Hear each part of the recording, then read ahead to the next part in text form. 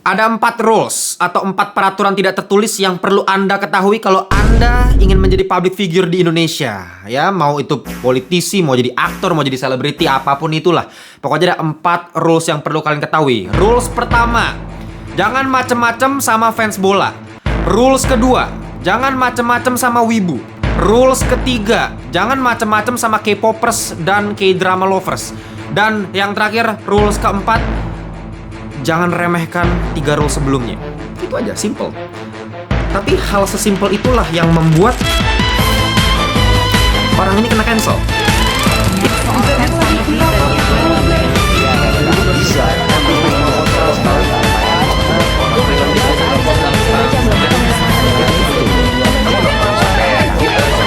Welcome back to Lantur Indonesia, Skui Nonton, Skip Blonde. Jangan lupa kalian semua bersama host kalian Timothy Vidalo. Kita kembali lagi di segmen review.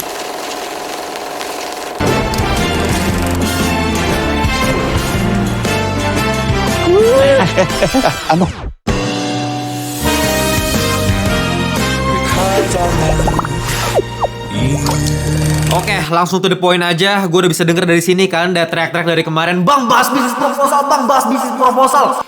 Oke, ya, gue tahu dari kemarin kan pengen tahu pendapat gue mengenai kontroversi film yang satu ini. Udah di cancel di mana-mana, udah dicaci maki di mana-mana, diboykot sana sini.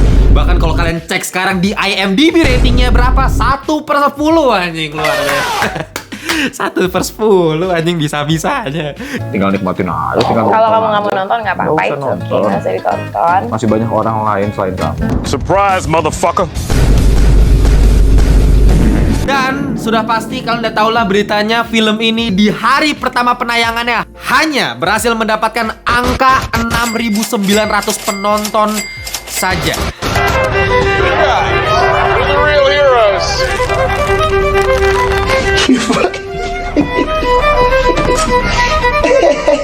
Oke, sebelum kita bahas mana pihak yang salah, mana pihak yang benar, kita bahas dulu konkretnya. Kenapa angka 6.900 ini bisa keluar? Oke, coba kita bedah satu-satu. Ya, pertama, film ini diadaptasi dari sebuah webtoon terkenal karya Haehwa berjudul The Office Blind Date, yang sebenarnya udah diadaptasi juga dalam bentuk serial drama Korea berjudul Business Proposal. Ya, ini yang udah terkenal, udah banyak banget yang nonton dan banyak sekali fansnya.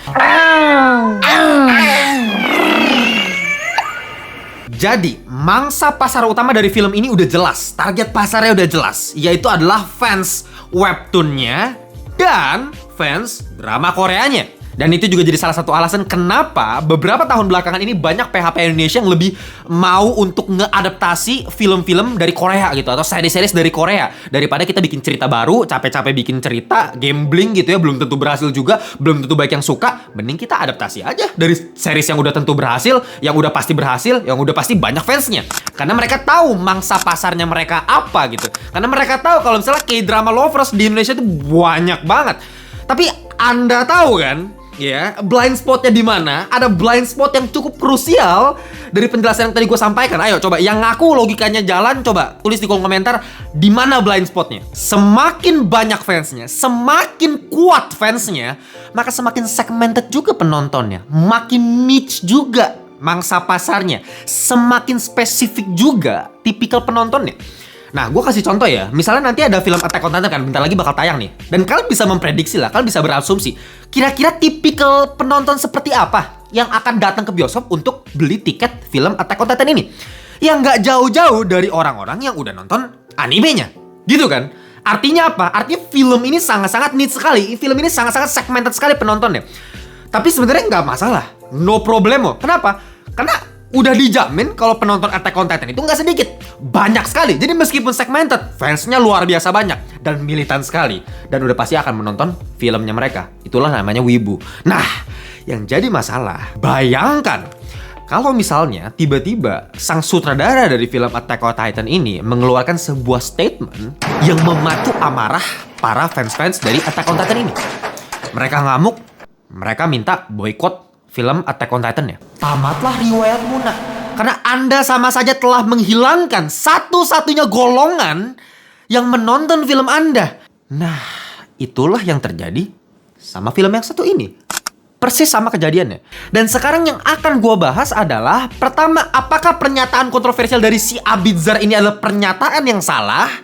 Dan yang kedua, apakah memang film Business Proposal ini adalah film yang sangat-sangat jelek, sangat-sangat sampah, sampai layak untuk dicaci maki sedemikian rupa, diboikot sana-sini sampai dapat rating 1 di IMDb? Dan tenang saja, gua nggak terima bayaran sama sekali dari Falcon. Dan seperti yang kalian udah tahu, banyak reviewer yang udah dibayar sama Falcon. Dan gue juga salah satu pernah ditawarin sama Falcon, tapi gue tolak. Dan gue juga bukan K-drama lovers. Saya hanya manusia biasa yang kebetulan lewat di depan bioskop dan melihat poster dari Business Proposal ini. Dan saya memutuskan untuk menonton film yang satu ini. Oke, coba kita mulai bahas dari pernyataan kontroversial si Abizar ini, yang mengatakan ketika lagi di press conference, lagi ditanya sama media, lu nonton gak film Business Proposal? Ya, dan dia jawab, oh saya nonton, tapi cuma 1 episode.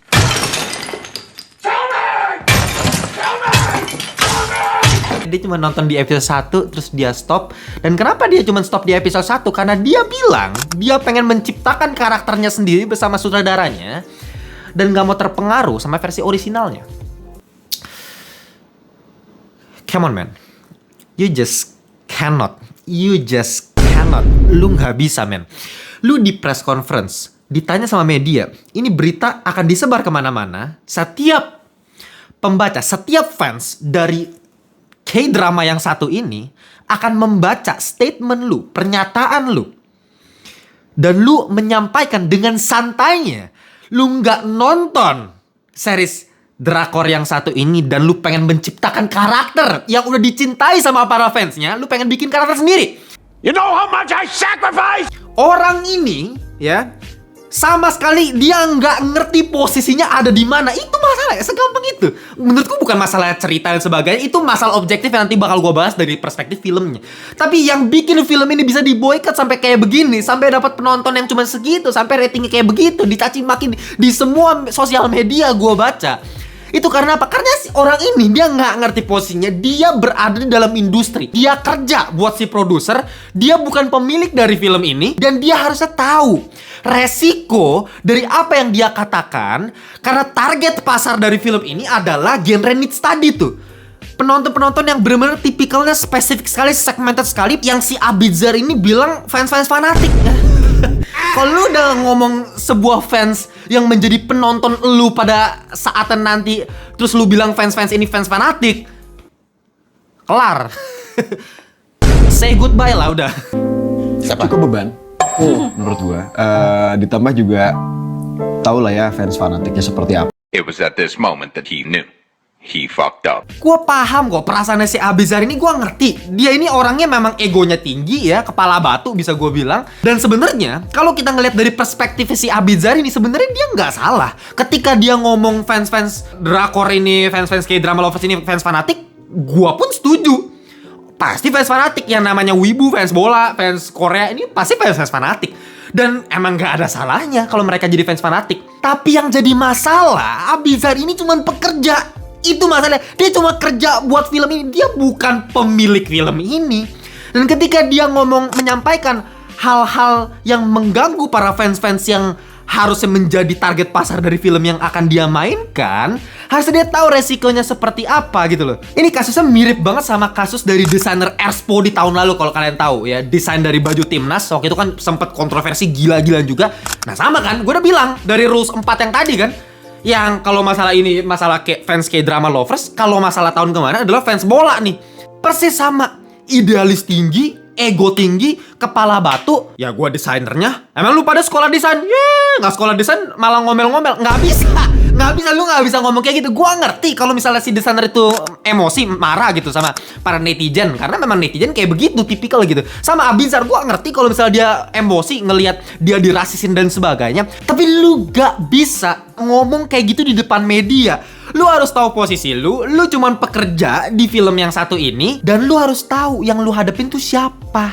Jadi yang lu bisa lakukan adalah ketika lu satu kali blunder, just apologize, Cuman minta maaf, itu satu-satunya solusi, satu-satunya jalan keluar. Dan gue yakin Falcon juga blunder di sini. Di satu sisi gue yakin di awal-awal nih, ketika dia blunder sekali atau 2 kali, Falcon masih diem aja. Gue yakin itu karena Falcon masih merasa kalau misalnya kita diemin dulu sementara waktu, bisa jadi hasilnya adalah film ini bisa jadi viral, diomongin banyak orang. At the end of the day, film ini masih bisa ditonton sama banyak orang meskipun banyak hatersnya. Gue yakin itu yang ada di otak para petinggi-petinggi Falcon ketika si Abizari blunder pertama kali. Gue yakin. Tapi ternyata mereka salah. Yang terjadi adalah sebaliknya, 180 derajat. Bukannya viral dan semua orang malah jadi tertarik, jadi penasaran pengen nontonnya. Yang terjadi adalah viral, semua orang jadi maki-maki filmnya, dan semua orang tidak menonton film Anda. Where is it? Where's the rest? The money, Skylar. Where is the rest? Makanya pada akhirnya Falcon tetap membuat surat pernyataan. Bahkan si Abizar juga nulis surat pernyataan permintaan maaf gitu ya. Orang kayak Abizar kayak beginian, gue tahu banget nih orang kayak bagaimana. Ya, umurnya juga sama BDW sama gue ya, umur 23. Ya, masih idealis masih kayak gue. Bedanya gue tahu posisi gue dan dia tidak tahu posisinya di mana, gitu aja. Gue tahu gue berada di luar industri, dia di dalam industri, dia kerja buat sebuah perusahaan. Kelakuannya dia menentukan pekerjaan banyak orang. Kru-krunya, aktor-aktor lain, sutradaranya, penulis skripnya, semuanya, produsernya, itu semua ditentukan oleh perkataannya si Abizar ini. Dan dia nggak paham itu. Makanya gue yakin orang kayak beginian, tipikal kayak beginian, nggak bakal mau tuh tulis surat pernyataan minta maaf. Egonya akan terlalu tinggi tuh. Cuman pasti dia dipaksa. Gue yakin banget itu pasti dipaksa sama Falcon. Lu harus tulis kayak beginian. Kalau nggak pasti ada konsekuensi dan bla bla bla. Itu pasti ada. Lagi-lagi ya, yang namanya fans nggak akan pernah bisa kita kontrol. Mau fansnya fanatik kek, mau fansnya salah, mau fansnya rasis kek, nggak bisa lu kontrol gitu. Yang bisa lu kontrol adalah omongan lu punya dampak apa untuk orang lain di sekitar lu. Itu yang bisa lu kontrol kan. Tapi si Abizar ini memilih mengontrol apa yang dia tidak bisa kontrol.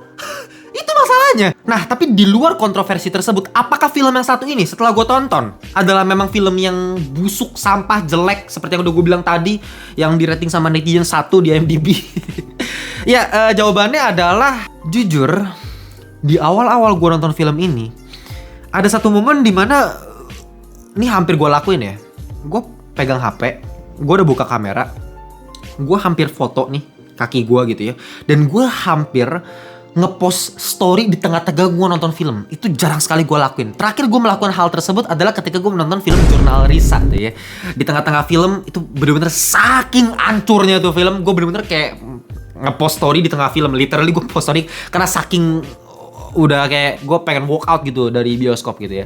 Terakhir itu Jurnal Risa. Nah, kembali hal yang sama hampir gue lakuin ketika nonton film yang satu. Di awal-awal itu cringe-nya nggak ketolong. Wah, itu lu tahu ya, muka gue pas lagi nonton film ini di awal-awal itu bener-bener kayak ibarat nih lemon anjing ya. Lemon gue potong, gue masukin ke mulut gue. Itu mukanya persis kayak begitu dulu, kayak komedinya sama sekali hancur, acak-adul ya. Timingnya nggak ada yang pas, pemilihan musiknya Itu kan spionnya Mbak. Passion.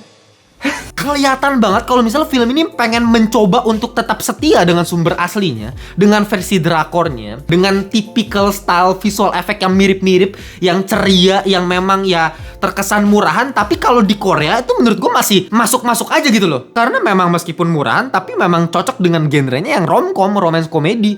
Gue masih bisa terhibur. Ya ini typical drakor yang memang didesain untuk wanita sebenarnya. Kalau kalian tahu juga penelitiannya memang drakor itu kan didesain itu dirancang untuk wanita karena memainkan emosi wanita gitu ya.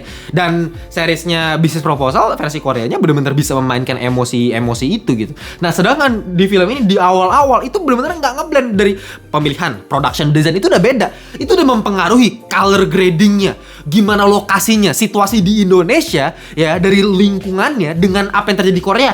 Itu udah mempengaruhi kita, cara berpikir kita ketika menonton filmnya itu secara psikis sudah berbeda gitu. Secara kostum, ya kan? Lu tahu orang-orang Korea musim dingin kan? Itu gimana gitu ya? Secara pemilihan tata rambut, make up, ya kan? Cara mereka ngomong, logat. Semua hal-hal detail-detail kecil itu mempengaruhi komedinya karena ini berbicara mengenai culture. Jadi kalau misalnya culture-nya udah nggak sesuai, lu memaksakan mengimplementasikan hal yang persis sama yang di series drakornya, itu menurut gue fatal. Akibatnya apa? cringe mampus. Seperti yang gue alami di awal-awal film. Mencat orang. Enggak dulu deh. Kamu tau gak? Harga tas itu berapa? Ratusan juta! Tapi untungnya semua berubah ketika gue melihat karakternya Caitlin Halderman ya. Actingnya gue akuin dia bagus banget ya. Agak berbeda sedikit ya pendekatan dengan versi Koreanya. Cuman ya di sini dia lebih bocil, jauh lebih kayak anak kecil lagi kelakuannya. Bahkan kalau misalnya di versi Koreanya dia ada scene marah-marah sama bapaknya, tapi kayaknya lebih serius ya kalau versi Koreanya. Kalau di sini bener-bener dibikin lebih komedi gitu ya. Dalam artian dia marah-marah sama bapaknya ya kayak nggak serius gitu ya. Dalam balutan yang lebih komedi. Ketika misalnya dia ketemu sama Ardhito Pramono pertama kali di supermarket, ya kan HP-nya kelempar ke tempat kondom gitu ya. Terus dia ngomongnya belibet gitu ya, kata-katanya acakadul. Itu bener-bener gue rasa kayak nggak acting. Si Caitlin Halderman bener-bener jadi seseorang yang karakternya seperti itu. Dan kalau misalnya kita ngeliat dari aktor-aktor lainnya sebenarnya nggak ada masalah gitu ya. Ardhito Pramono ya tetaplah menjadi Ardhito Pramono yang memang selalu bawain karakter yang kalem. Tapi bagaimana dengan Abizar? Nah ini kan pertanyaannya adalah Abizar. Dia udah ngomong kayak begini, udah bikin masalah dari filmnya. Tapi secara objektif kalau misalnya kita ngomongin actingnya, apakah memang actingnya seburuk itu, sejelek itu, seperti yang dibully sama para netizen? Memang karakternya dia kayak beda banget sama si Temu ya, Kang Temu yang ada di karakter versi Koreanya. Karena memang dia nggak riset juga gitu kan, dia cuma nonton satu episode. Jadi jelas kalau misalnya karakter berbeda, secara looks juga jelas berbeda, dari segi warna kulit juga beda.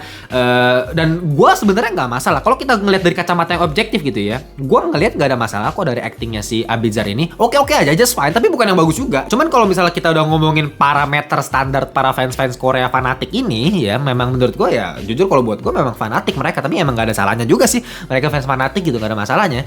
Cuman ya lu harus tahu juga kan, artinya kan target pasar lu itu ya lu harus responsible gitu, lu harus punya tanggung jawab untuk hal itu. Dan untuk hal ini ya gue nggak ngerti keputusan Falcon untuk bikin karakter Kang Temu jadi diperankan sama si Abizar tuh menurut gue agak perlu dipertanyakan. Kenapa harus milih dia gitu? Pasti ada sesuatu di balik itu dan gue nggak tahu alasannya apa. Karena ya kalau kita ngeliat standar kecantikannya Korea gitu, standar kegantengannya Korea ya udah beda jauh gitu.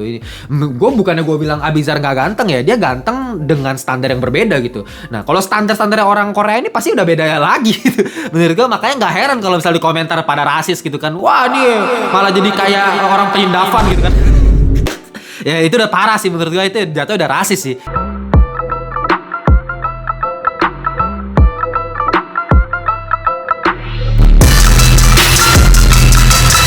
Cuman ya itu yang harus lu terima. Itu kan resiko yang lu harus terima ketika lu pilih dia sebagai aktor lu. Tapi sebenarnya masalah fatal dari film ini bukan di actingnya, justru buat gue bukan masalah aktor-aktor, enggak, bukan masalah itu kok. Masalah plotnya. Jadi gue ngerasa para fans-fans ini mungkin salah tangkap ya. Mungkin karena mereka udah bias aja gitu ya. Mereka udah keburu kesel gitu ya. Jadi ngelihat mukanya Abizar pokoknya udah kesel. Pokoknya apapun yang si Abizar lakuin pasti salah aja. Mau dia bagus, actingnya mau apa, pasti udah bias. Nah, tapi kalau gue ngeliat dari perspektif yang objektif, menurut gue masalahnya bukan di dianya. Masalahnya di penulisan skripnya, penulisan ceritanya. Ketika lu mengadaptasi dari 12 episode jadi dalam kurun waktu nggak nyampe 2 jam dalam sebuah film, ya menurut gue itu fatal sih, udah susah gitu. Lu bener-bener harus berpikir jauh lebih kreatif, 2 kali lipat, bekerja lebih keras lagi supaya bisa bikin cerita yang jauh lebih compact tapi tetap dapetin intinya. Karena menurut gue banyak scene yang dipotong yang justru merusak pendalaman karakter dari filmnya gitu ya. Ya memang susah, gue akuin ya, tapi itu kan resiko yang harus lu ambil ketika lu mengadaptasi 12 episode jadi cuman waktu nggak nyampe 2 jam gitu ya. Contoh, kalau di serial drakornya, menurut gue karakter utamanya 4 orang ini gitu.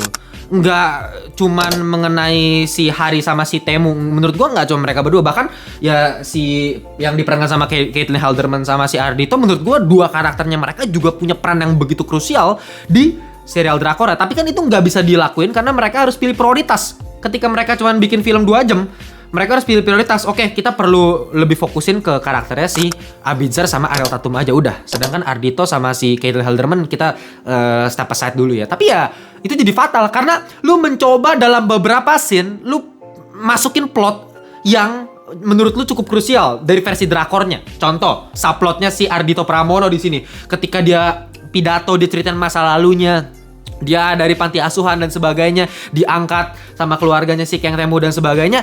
Itu kan dia mencoba untuk mengaplikasikan plot dari versi drakornya. Tapi itu plot kayak bener-bener cuma ditambel, ngerti gak sih? Supaya yang penting ada aja deh. Yang penting kita nggak lupain ada plot ini gitu. Tapi nggak nyambung sama satu sama filmnya gitu. Bener-bener kayak tiba-tiba masukin subplot kayak begini. Ntar tiba-tiba si Ardhito ada pidato di tempat lokasi yang juga nggak jelas kenapa lu pidato di situ gitu. Beda jauh. Ruang meeting dan sebagainya, ruang speech di versi Dracula itu jauh lebih niat ya. Hubungan dia sama si Caitlin Halderman itu juga bener-bener kayak ya udah sekedar tempelan, sekedar yang penting ada. Mereka bener-bener divakumin di bagian tengah film di act kedua. Kita lebih fokus ke si Abizar sama Ariel Tatum. Kita step aside dulu si Ardhito sama si Caitlin. Baru nanti di act ketiga kita masukin lagi, kita selesain nih konflik antara si Caitlin sama si Ardhito.